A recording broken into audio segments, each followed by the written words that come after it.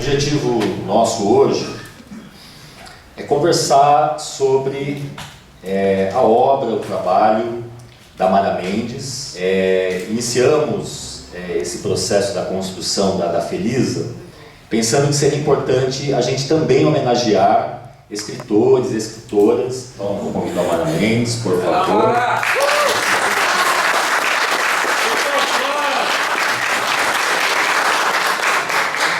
E vou convidar também o Tony Mioto. Ela tudo, Tony.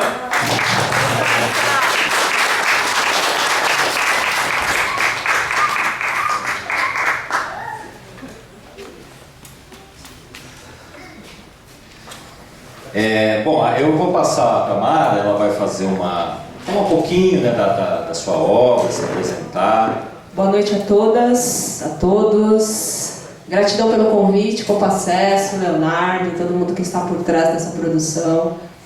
E eu quero começar minha fala, na verdade, saudando isso. Eu aprendi a fazer e eu achei muito legal, eu quero fazer sempre. Saudando as minhas ancestrais. Minha bisavó, Angélica, tribo Kaxinawá. Minha avó, Josefa, mora no Acre. E minha mãe, a pessoa que eu mais aprendo e mais amo no mundo, Dona Maria, nascida também no Acre e mora em São Paulo há mais de 40 anos. E aproveitando para saudar também todas as mulheres aqui presentes. E eu já aproveito para, por gentileza, bater uma salva de palmas para todas as mulheres que estão aqui.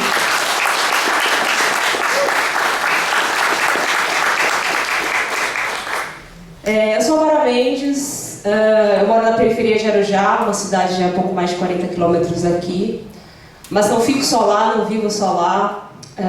Circulo muito por São Paulo, circulo muito pelas periferias da cidade, juntamente com o coletivo Poesia da Hora, que estão aqui inclusive, Nicanor Jacinto, Henrique Ramos também. Gabriel está agora fazendo parte aí também, praticamente, do coletivo. A gente já faz o sarau há mais de 8 anos, junto com a população em situação de rua. E já fizemos também coletâneas poéticas com eles. E a gente faz esse sarau mensalmente, em centros de acolhida, em ocupações de resistência. E a gente sempre fala que, na verdade, a gente não vai para ensinar nada para ninguém. A gente vai para compartilhar arte, a gente vai para aprender, a gente vai para se sentir bem. São lugares que a gente se sente bem, que a gente é muito bem acolhido. E me convidaram aqui para falar um pouquinho em relação à minha obra literária. Eu sou autora de 5 livros. E o primeiro livro, na verdade, eu escrevi quando eu tinha 14 anos, lá na época da escola. Só que quando eu tinha 14 anos, na época da escola, eu não tinha noção de como eu ia fazer para publicar este livro. Eu sei que eu escrevi, que eu gostava de escrever, e que esse livro deu mais de 500 páginas. Mas e aí, para colocar isso no mercado editorial? Eu não sabia como fazer. Eu simplesmente, depois que eu escrevi esse livro, que se chama Amargura de uma Paixão, foi a primeira obra, eu engavetei. Para onde que eu vou? Até tentei algumas editoras, mas os preços que o mercado editorial cobra, não tinha como pagar. A menina da periferia, eu era muito nova, não trabalhava, tinha 14 anos, não tinha emprego fixo, fazia alguns subs, mas não tinha emprego fixo. Então como que eu ia tirar esse sonho da gaveta e publicar? Na minha época não tinha Compacesso. Se tivesse, eu ia bater na porta lá para pedir para publicar, mas não tinha. Então eu deixei esse sonho engavetado e passaram muitos anos, aconteceram muitas coisas na minha vida e foram passando outras coisas também na frente. Como a faculdade, eu comecei a fazer faculdade, sou formada em comunicação social. E quando eu comecei a pagar a faculdade, só tinha dinheiro para aquilo, não tinha dinheiro para fazer mais nada. Pagar a faculdade e sobreviver, e aquela luta de trabalhar, estudar, não tinha como lançar os livros ainda. Eu só fui conseguir lançar o meu primeiro livro que eu escrevi aos 14 anos. Eu fui lançar agora em 2014, porque saiu muitas coisas das minhas costas e eu consegui lançar finalmente meu primeiro livro que eu escrevi lá atrás, quando eu tinha 14 anos. Que eu consegui lançar. Esse livro foi para a Bienal e rodou vários saraus aí.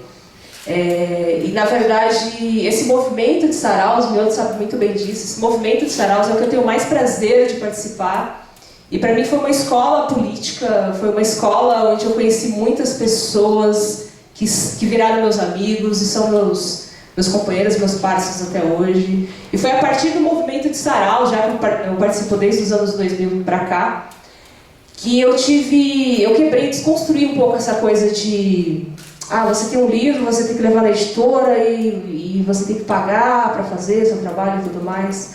Eu fui começando a desconstruir isso. Se a gente tem um livro, a gente quer publicar e a gente quer ver o nosso livro correr por saraus, por feiras, seja lá o que for, a gente meio que tem que se bancar, se autobancar, ou tentar editais, ou tentar patrocínios, alguma coisa do tipo, para tentar fazer esse sonho de fato que aconteça, que saia do papel, que saia da gaveta que a gente engavetou. Né? Muitas vezes a gente gaveta porque não tem condições mesmo. E aí eu fui nesse meio, eu fui nessa pegada de tentar me autopublicar. O primeiro livro, Amargura de uma Paixão, ele foi feito por uma editora, mas é a mesma coisa que eu teria feito também, na verdade, porque o corre é o mesmo, o corre para o autor independente, para autor independente é o mesmo. A gente tem que fazer a correria para tentar ver lugares para lançar, a gente tem que fazer a correria para divulgar, a gente tem que fazer a correria de tudo. Então a gente é meio que a editora, além de escrever, a gente é editora também. Esse livro foi lançado em 2014, na sequência saiu o meu primeiro livro de poesias. Eu só tenho um livro de poesias, eu tenho 4 romances e um de poesia. E esse de poesia chama-se O Povo de Rua Resiste, que aí já entra mais essa pegada, nessa linguagem que o coletivo Poesia da Hora trouxe para mim, que a população de rua trouxe para mim, que é uma pegada muito mais social. Nesses 8 anos de projeto, aprendi bastante com a população de rua, e aí a gente tem ouvido muitas histórias do povo de rua, e todas as poesias que foram lançadas nesse livro são histórias que me contaram, histórias que eu ouvi, que a gente se trocou ideia. E esse foi o meu segundo livro e meu primeiro livro de poesias. Na sequência já veio O Elefante Tem Medo de Formigas, que também é uma prosa de ficção, um romance. Agora eu estou falando prosa de ficção porque às vezes quando a gente fala romance, as pessoas já falam, romance, aquela coisa amorosa e tal. E nem sempre o romance é romântico. Pelo menos nas minhas obras, eu tenho características de colocar muitas questões sociais envolvidas e uma crítica também, e também o que eu vejo, o que eu vivencio no próprio coletivo Poesia da Hora, dos saraus, com os autores independentes. Então eu coloco, o meu romance tem muito negócio da crítica e claro que tem um pouquinho de amor também, porque a gente precisa de amor, afinal de contas, né? É necessário. Mas O Elefante Tem Medo de Formigas, ele pega muito nessa questão social.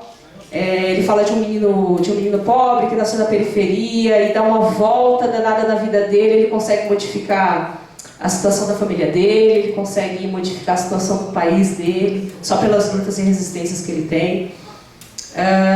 E esse último agora que eu lancei este ano, lancei agora em setembro, chama-se Relações Arbitrárias, também é uma prosa de ficção.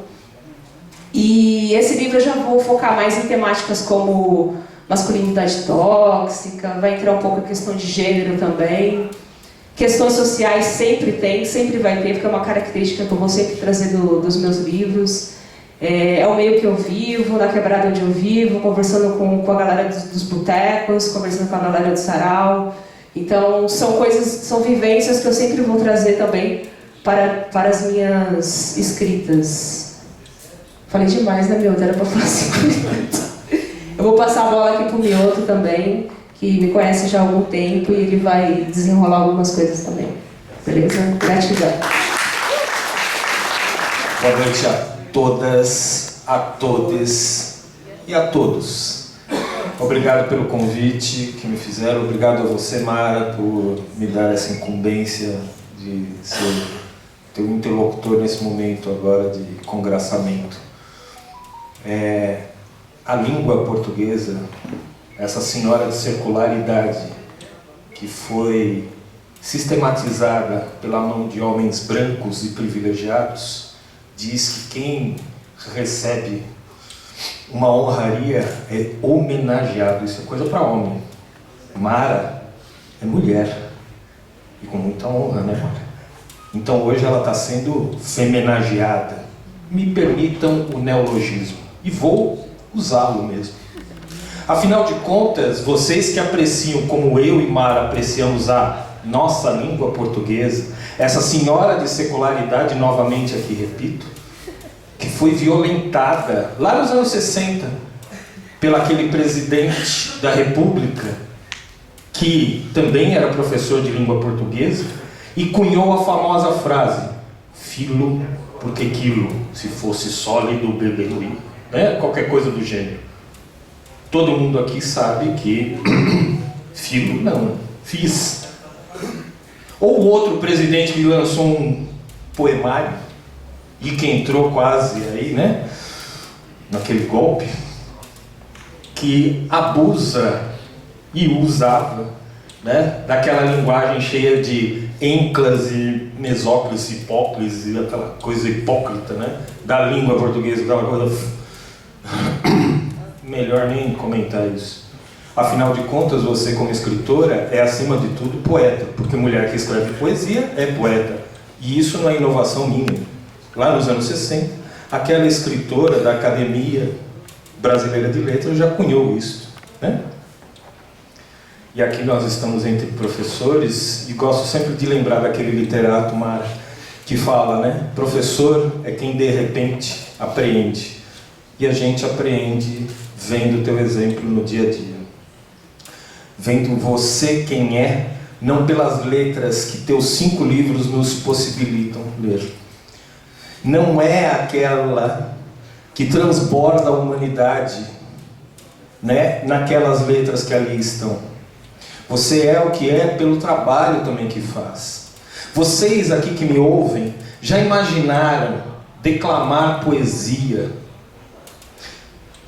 para moradoras e moradores de rua?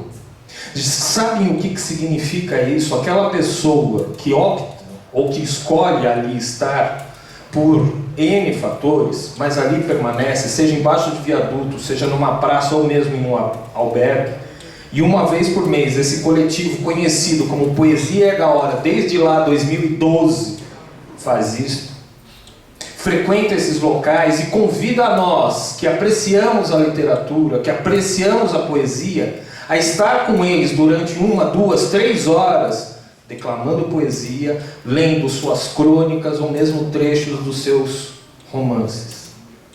Vocês sabem o que é você ver aquele grau de humanidade com aquelas pessoas? Sabem o que significa, de tempos em tempos, anualmente, organizar uma grande festa que não é só por si uma festa, mas é uma entrega de roupas para essas pessoas que lá estão, motivado por esse coletivo, incentivado por esse coletivo conhecido como Poesia da Hora?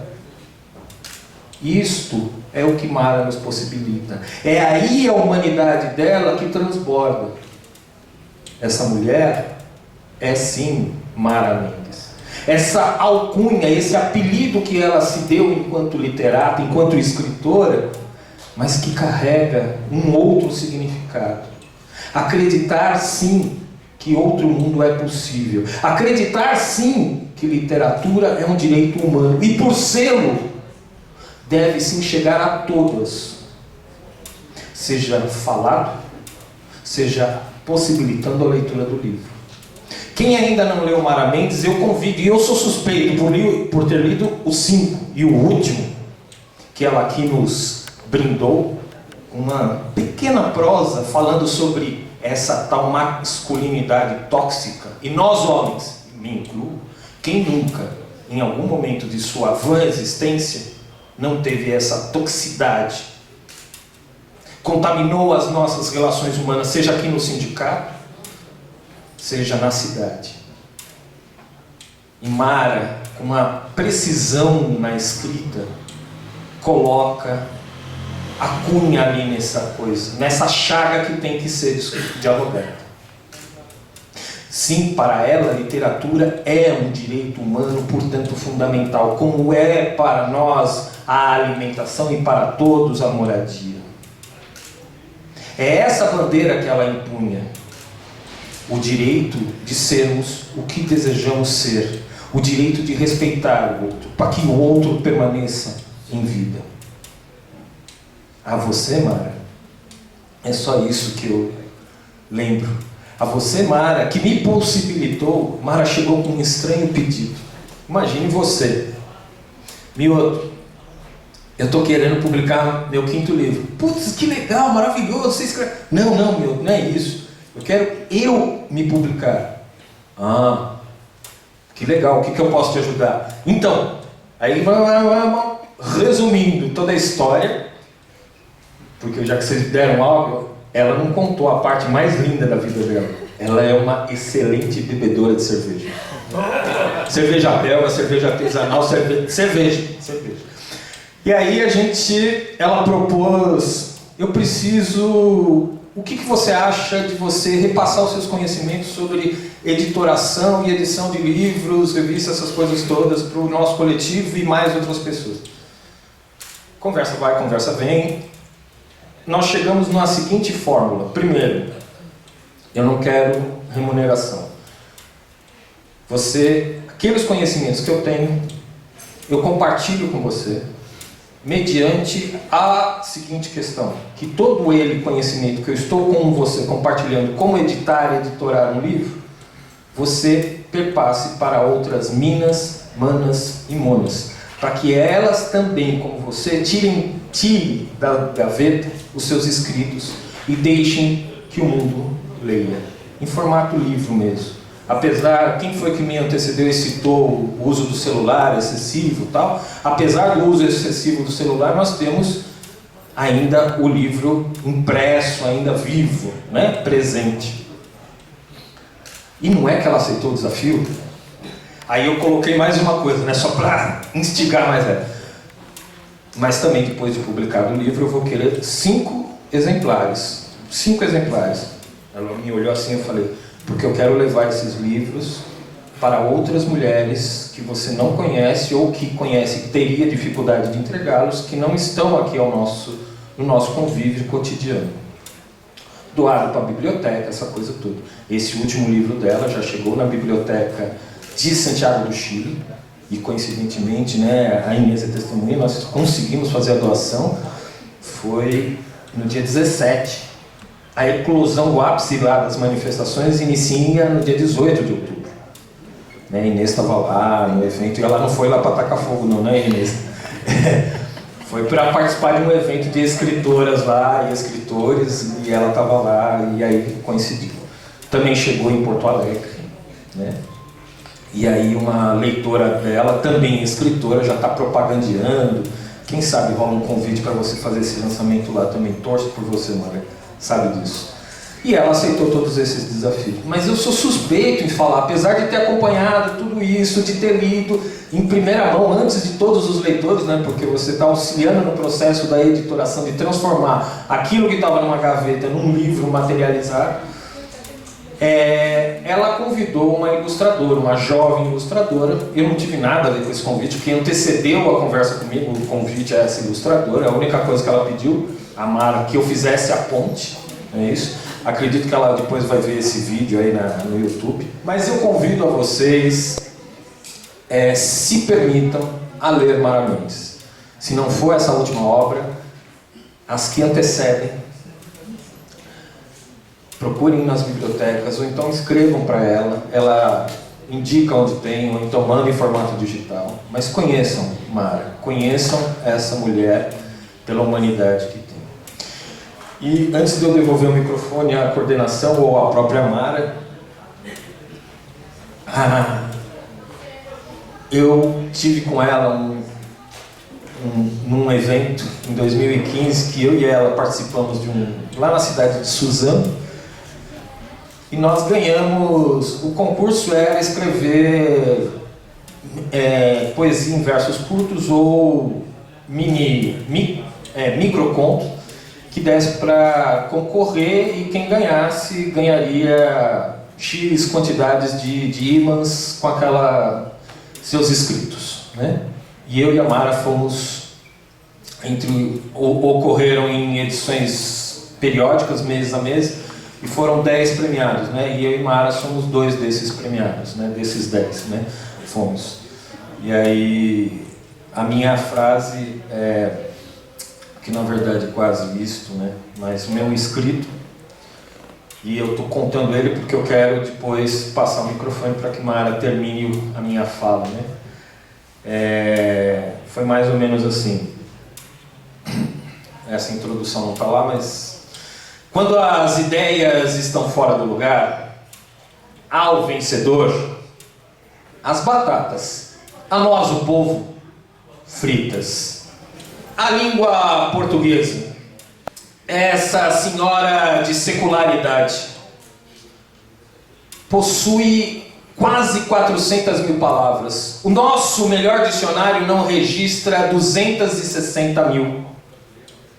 São 12 mil verbos. E todos aqueles aqui que leem e escrevem, ao longo de toda a sua vida, não conseguirão usar nem 400. Um exemplo de verbo? Deambular. Deambular é verbo. Depois vocês procurem o significado. E as regras? 2.000 regras. Me ajudem aí. Onde uso bem, uso mal com L. Onde uso bom, uso mal com U. Puta que pariu! A merda, suas regras sem nenhuma poesia. 4.000 exceções para todas essas 2.000 regras. E pra quê? E pra que tudo isso? Diga-me, numa plena sexta-feira, se na hora, depois que saímos desse evento, fomos para uma balada e resolvemos, depois disso tudo, namorar, onde que eu vou usar tudo isso? Se naquela hora, no máximo, direi 10 palavras.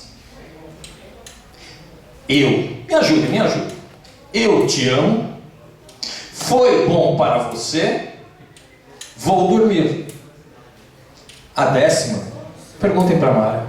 Obrigado.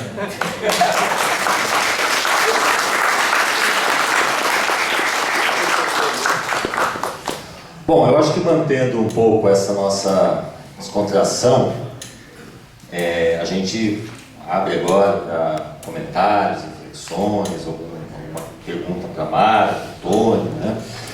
Você falou uma coisa interessante que são, em algum momento, as ideias fora do lugar. Mas a gente pode pensar a periferia como um lugar fora das ideias, né? Em geral, a periferia é um lugar esquecido pelo poder público, pelo grande centro, né? O centro econômico, político,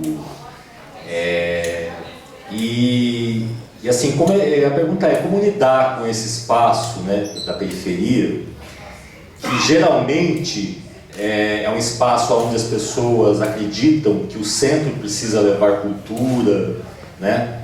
Quantas vezes a gente ouve, nós precisamos levar para a periferia uma boa música, né? Precisamos levar música erudita, precisamos levar para a periferia uma boa literatura, como se a periferia não tivesse a sua própria cultura, não construísse os seus próprios espaços de significado, né? Então, um pouco isso, como é que você pensa essa questão, se a periferia tem a necessidade, né, desses espaços centrais, dessas formalidades ortográficas, gramaticais, né, ou quanto você recebe, né, enquanto inspiração da própria periferia, algo que está muito além dessas questões aí formalizadas da nossa cultura, o quanto você recebe esse significado, né? Esses dias eu estava trocando uma ideia com o Ayrton, e o Ayrton falou umas coisas assim, bem interessantes que eu parei para pensar depois. O Ayrton falou, o pessoal fala tudo da periferia, o pessoal só fala da periferia para falar que matou um, que matou o outro.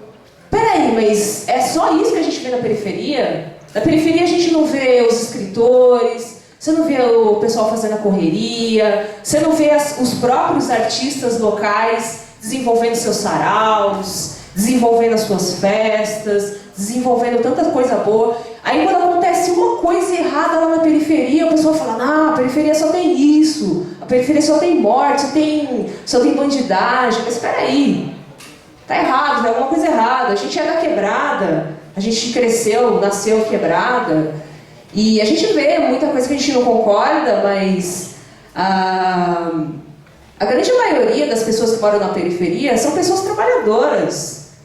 É gente que acorda super cedo, volta super tarde para casa. É gente boa pra caramba que tá lá também. E o Ayrton falou isso numa conversa que a gente teve, eu achei muito bacana. Outra coisa que ele falou também é da questão da academia, né? A gente acha que sempre academia, nossa, academia. Na verdade, academia atrasada, né, Ayrton? Academia atrasada, sabe por quê? Aquela questão de trazer Carolina Maria de Jesus, agora tá falando de Carolina Maria de Jesus, mas peraí. A periferia já vem falando de Carolina Maria de Jesus há muito tempo, né? A periferia já vem falando de Mano Brown há muito tempo, e agora que a academia está falando, é agora que saiu alguma coisa da Unicamp, então agora tem valor. Então, quer dizer, a periferia já está muito à frente, já está muito avançada, como diz o Ayrton, já está muito avançada, anos-luz avançada da academia. Então, na verdade, minhas grandes inspirações, eu como escritora, como integrante do coletivo Poesia da Hora, as minhas grandes inspirações saem da periferia. São as pessoas que eu convivo, são escritores da quebrada, são os músicos, são os rappers. O Mano Hell está aqui, ele faz um trabalho maravilhoso na Brasilândia. Tem muita gente da periferia que faz muita coisa bacana. Agora, quando acontece alguma coisa errada na periferia, lá só tem bandido, lá só tem gente que não presta. Como assim? A maioria das pessoas que eu conheço são trabalhadoras, são gente fina pra caramba, fazem seus corres. Como assim? Como assim vem o pessoalzinho do centro, vem o pessoalzinho, os boys, vem querer ensinar pra gente alguma coisa? É a gente que tem que ensinar alguma coisa pra eles.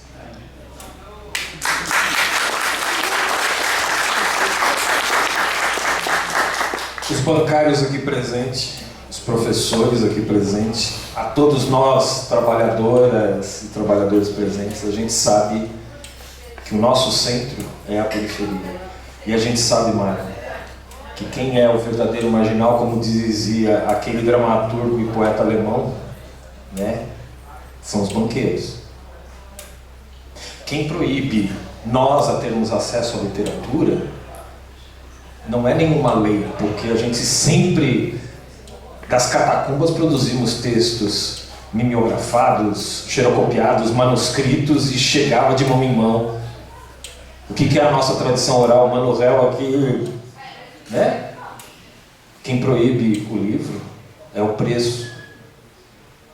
Vocês sabem, nós que estamos nas quebradas, que estamos do distante centro, que estamos nas franjas da cidade, ou mesmo na periferia das periferias, vocês sabem quanto custa para nós comprar um livro que o preço médio nas livrarias é R$40, é R$8 do busão, e de volta, mais ou menos R$8, R$9, mais os 40, dá 49. Aí a gente reclama com os donos de editora. Pô, assim, eu quero ler. Aí o livreiro, o dono da editora, nos conta: para eu vender lá naquela livraria que você vai comprar a R$40, eu tenho que repassar para eles por 20. E só posso repassar por 20 porque tem que passar por um distribuidor que vai me pedir 10. Então o livro para mim saiu a 10, mas eu tenho que pagar o gráfico e o direito autoral do autor. Então o preço saiu a 4, 5, conforme a tiragem. E o preço para mim custa 40. O que está acontecendo?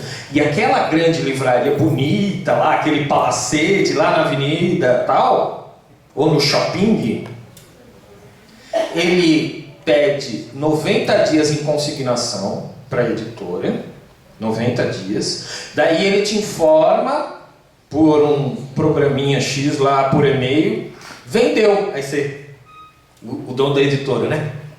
Vai entrar dinheirinho. Não, mas nós vamos pagar daqui 90 dias. Oi? 180 dias para receber aquele dinheiro, porque deu para entender onde que está. E aí você vai pegar o seguinte: cadê o presidente do sindicato dos bancários? Poderia até nos esclarecer ou botar um dedo nessa ferida. Artigo 150 da Constituição. Papel é isento de imposto. Livro, 0 de imposto. Jornal, 0 de imposto. Papel do caderno, 0 de imposto. Agora me respondam, por que todo ano aumenta o preço do livro? Por que todo ano aumenta o preço do jornal? Quem financia as papeleiras? Os bancos. Para aumentar a produtividade e aí promover o deserto verde, que o pessoal do Sem Terra nos denuncia e contam o que é o deserto verde. Planta aqueles bandos de eucalipto, não sei o quê. Eucalipto, eu não como eucalipto, né? O livro alimenta minha alma, mas não meu corpo, né? Físico. Financia. Aí a editora, a grande editora, para vender para as grandes, busca financiamento no banco. Se você pegar as 2 maiores livrarias do país que entraram e decretaram falência, de 10% a 30% do capital delas pertenciam aos 2 maiores bancos. As 2 maiores editoras que vendiam e tinham seus livros lá publicados, o banco X é proprietário daquela editora. E aí forçou aquela editora a vender a um grupo de financeiros, de financistas, aliás, ou de fundo de investimento estrangeiro, que comprou e passou a determinar, agora a gente só publica esse tipo de título. Não é autoajuda, não é a Bíblia que mais se vende nesse país, mas é aqueles já consagrados. Não é à toa que a maior feira literária do país vai homenagear aquela cidadã estadunidense que tem uma qualidade literária, pode-se questionar, e deve-se, a Bishop, só que não pode se negar a trajetória política dela dentro desse país, de apologeta, de defensora do golpe militar, e foi à embaixada no ano de 63, e tem isso documentado, pedir para que a embaixada auxiliasse certas ações de boicote ao governo eleito democraticamente nos anos 60. Isso está documentado. Então a experiência que o sindicato e vocês todos aqui nessa organização dessa feira literária fazem é resistência. Estamos no centro de Santo André. Estão vindo um monte de gente. Se eu tivesse há um tempo tido conhecimento da feira, teria indicado a vocês pelo menos 3 autores que conhecemos, são dos nossos halls, né, de amizades, que estão publicando agora em novembro seus títulos. Poderiam aqui também estar presentes prestigiando. Não seja por isso minha sugestão, o ano que vem, precisando de contato, a gente tem pelo menos uma dezena de coletivos. Tem um coletivo que a Mara adora, que chama Poetas do Tietê, né? Nós poderíamos indicar e trazer a Sônia Bichain e o pessoal do Sarau da Brasa também para vir aqui. Eu acho que tem que somar. E aí eu gostaria de fazer um convite a todos, a todas e todes aqui. E por que não pensar num concurso literário de mini contos, 100 palavras sobre Santo André? Vamos publicá-los. Topam vir com a gente? Bora. Vamos junto? 100 autores, 100 autoras, escrevendo cada microconto com até 100 palavras sobre Santo André. E a gente propõe lançar na feira do ano que vem. Um lançamento conjunto com esses 100. Podem ser pessoas de fora ou não, mas vamos junto depois conversar esses micro detalhes aí, e eu acho que assim, o processo de editoração está aí feito. Se a gente conseguir o equilíbrio desses 100 autores falando 100 palavras, cada um, né, falando 100 palavras sobre a cidade, sendo mulheres, sendo homens, ou seja, a representatividade da sociedade, eu acho que a gente atingiu um objetivo, né? Essas seriam as minhas sugestões. Agora, temos que sempre lembrar, a periferia sempre foi e sempre continuará sendo o centro de qualquer cidade. A gente não só dorme, a gente não só sobrevive lá, a gente respira sonhos. Por respirá-los, construímos dia a dia a nossa única utopia, chamada liberdade.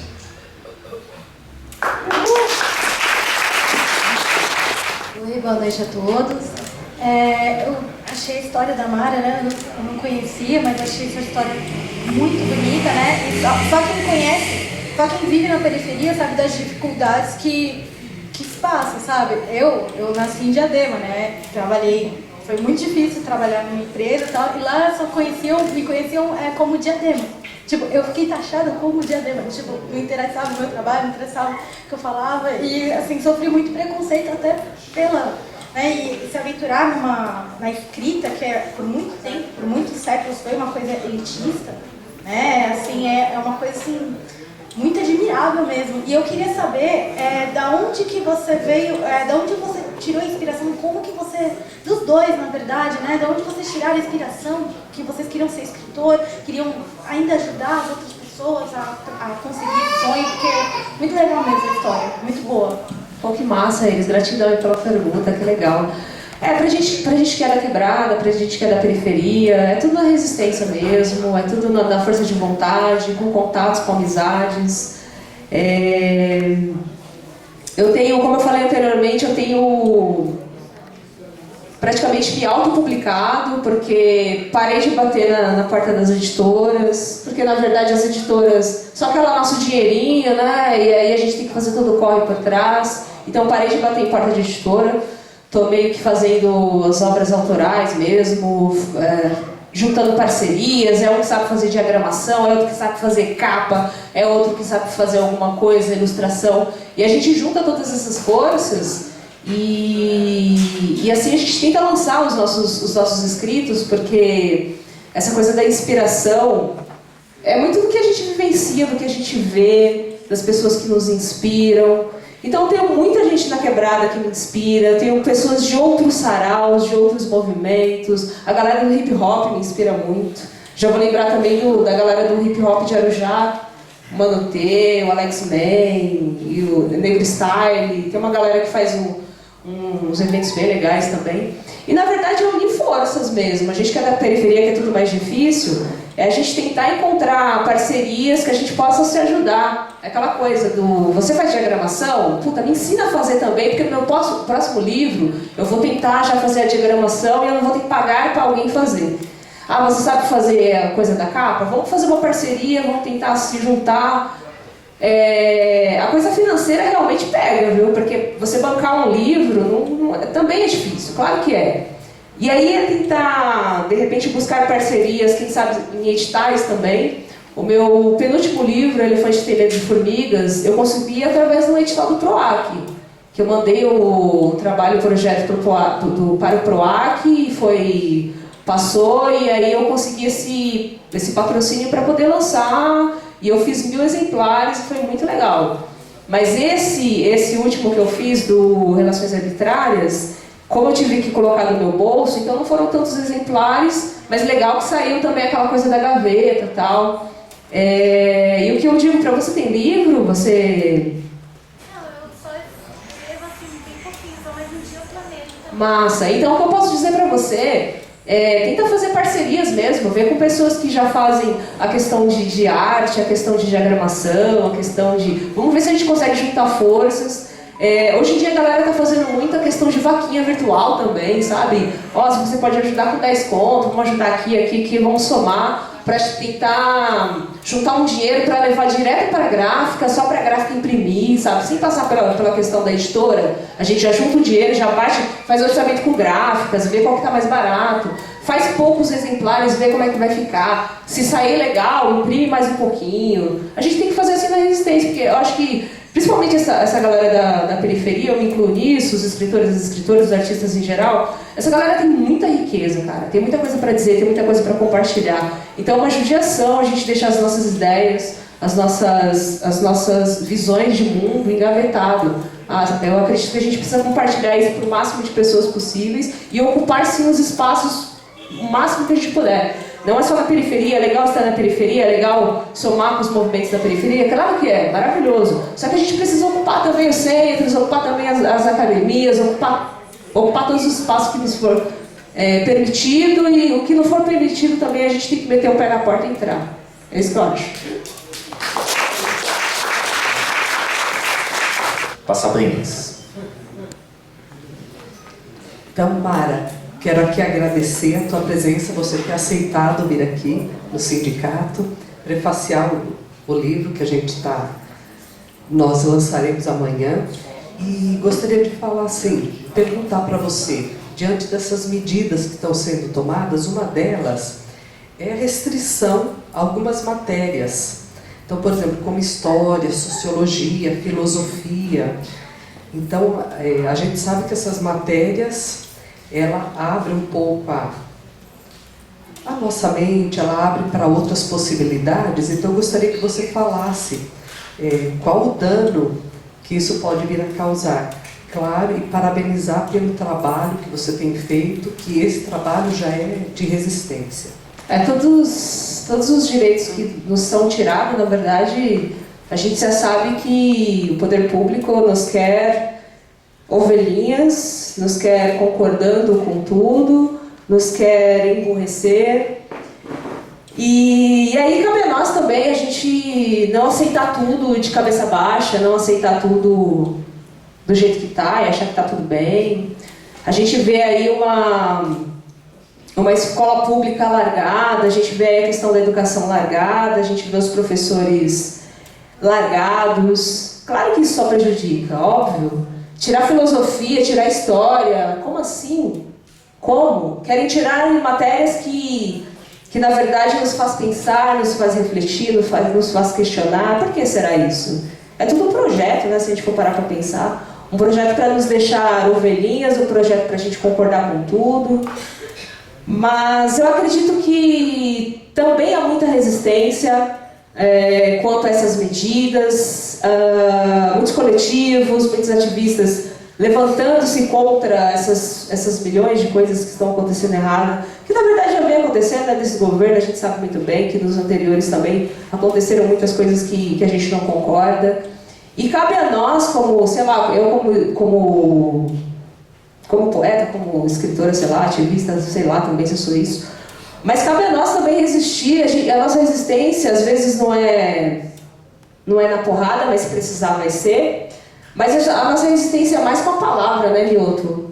Talvez seja muito mais com a palavra, com colocar isso na nossa literatura, colocar essas questões sociais, essas tiradas de direito na nossa literatura, na nossa poesia, e tentar de alguma forma, não sei se elucidar é a palavra certa, mas tentar de alguma forma espalhar isso tudo que a gente vê de errado e fazer com que chegue no máximo de pessoas possível, para que possa haver uma reflexão e também possa haver uma contrapartida aí de tudo isso que está acontecendo errado e que a gente sabe que está acontecendo e está debaixo do nosso nariz. Mas a nossa resistência vem mais através da escrita.